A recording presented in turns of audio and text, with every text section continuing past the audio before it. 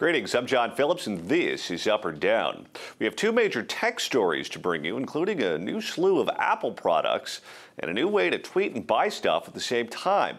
All this and more will be judged with a thumbs up or a thumbs down by our panel. They are stand-up comic and commentator Stephen Cruiser and PJTV contributor Michelle Fields. As you can see, both of them have their thumbs ready to go, so let's go ahead and commence. Michelle's favorite social media site, Twitter, has released a new feature this week. If you're scrolling through tweets and you see a product that you want, you might be able to hit a Buy Now button right there on your Twitter homepage. Without sending you to a third-party app like Amazon or eBay, you'll be able to enter in a payment, shipping info right there to make the purchase.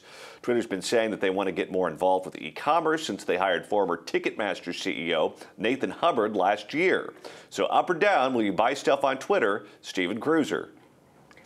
I will not buy stuff on Twitter because I have Amazon Prime right now. However, the genius in this is it'll make me think about buying that stuff, and then I'll go to Amazon and still. So it's going to work somehow. They still have a nice model to present to people.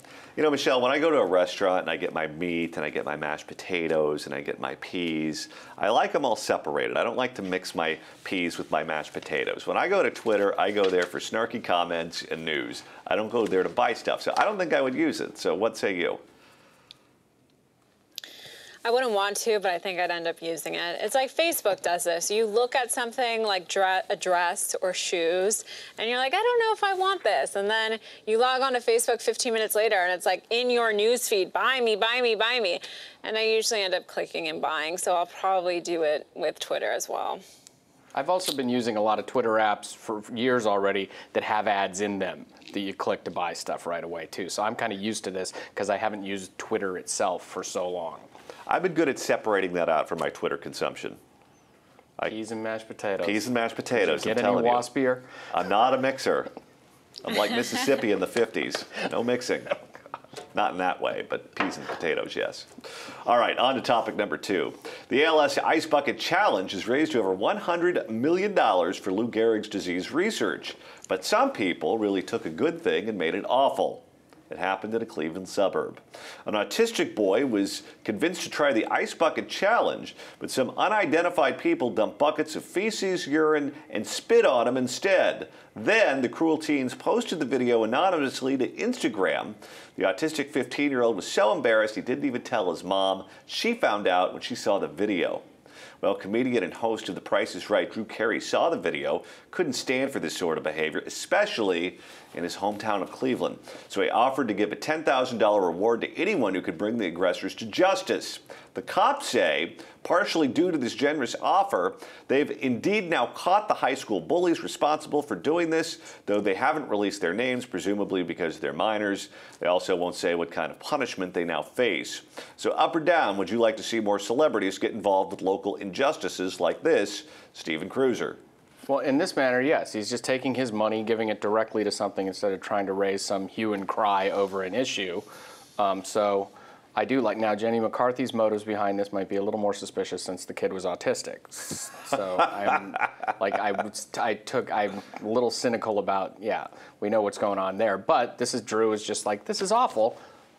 He's thrown some, I like that. He's very libertarian, too. That's right. It's a direct connection. He's not going to ask for someone to go in and help. He's going to do it. How do you come down on the Plinko man, Michelle?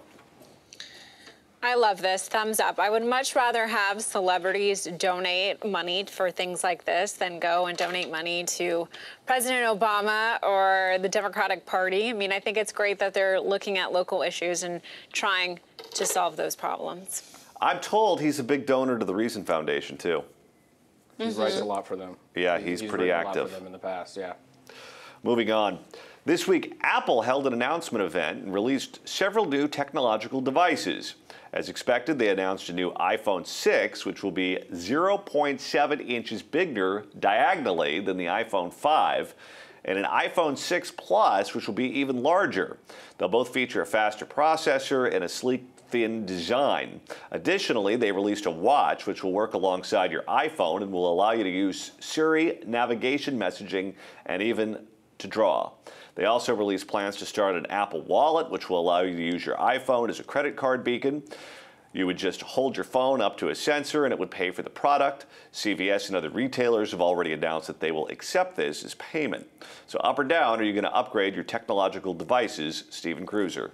Well, to answer that question, yes, I'm going to get a Galaxy Note 4 when it comes out next month. Okay, I'm not going to get an Apple thing. Apple's always cracks me up with their, we did this, the big announcement. They essentially, this whole thing yesterday was basically, okay, we're going to do some stuff that Samsung and Google have been doing for a couple of years already, but the people with the Apple Stockholm Syndrome are saying, oh, it's magic. It's never been done before because that's what they told us. The Apple versus Samsung wars are like the Sharks and the Jets.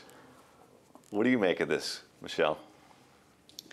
I will not be getting anything new. I have the iPhone 5. I'm happy with it. I don't need a bigger screen. And the watch, I'm not sure I would use it. I mean, it's exactly like your cell phone, but on your wrist, but I always have my phone in my hand. So I don't see the use of it. Maybe if I see other people use it and I see something interesting about it, which I don't already have on my phone, then maybe, but I don't see how it makes your life any more convenient. I'm kind of anti-jewelry these days. I believe the jewelry is meant for Liberace and Mr. T, but not for me. If I get the Note 4 and it's this big, I may get the Samsung watch to go with it just to keep something like it. Yeah, that's what I was thinking. And for running, because if it's got a GPS in it and I can use it for running, I would do it for that. And because people want to see a watch and go gangsta. Yeah. But I'm gonna. I want to go with the Flava Flav watch, though, mostly. If they start making one of those, Samsung makes one of those, I'm out there. I'm like, be dialing like this. Boy. And then the alarm clock rings at appropriate times. Well, we asked our fans on Facebook whether they'd want to wear a computerized watch, and here's the poll result. 53% said, maybe, I like to disconnect sometimes, though. 33% said, no, that's creepy. And 14% said, yes, I'd wear it everywhere, but in the shower. Told 1% said they just still Steven Cruisers. While I'm in the shower. People, I have those kind of fans. On to topic number 4.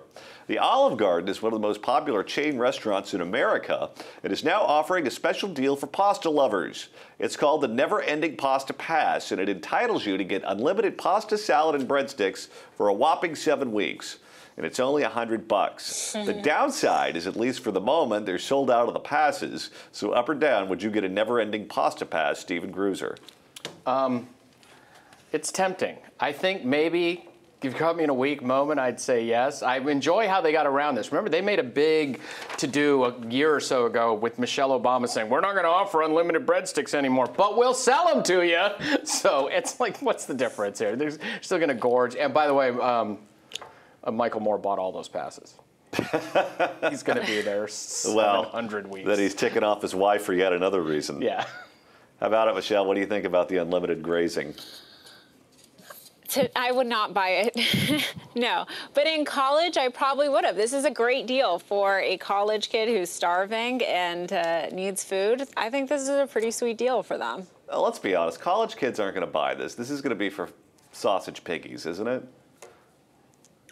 Yeah, but when you're a college kid, you don't care. You're eating top ramen nonstop. I mean, this is a better deal. You're getting unlimited soda, unlimited bread, unlimited pasta for $100.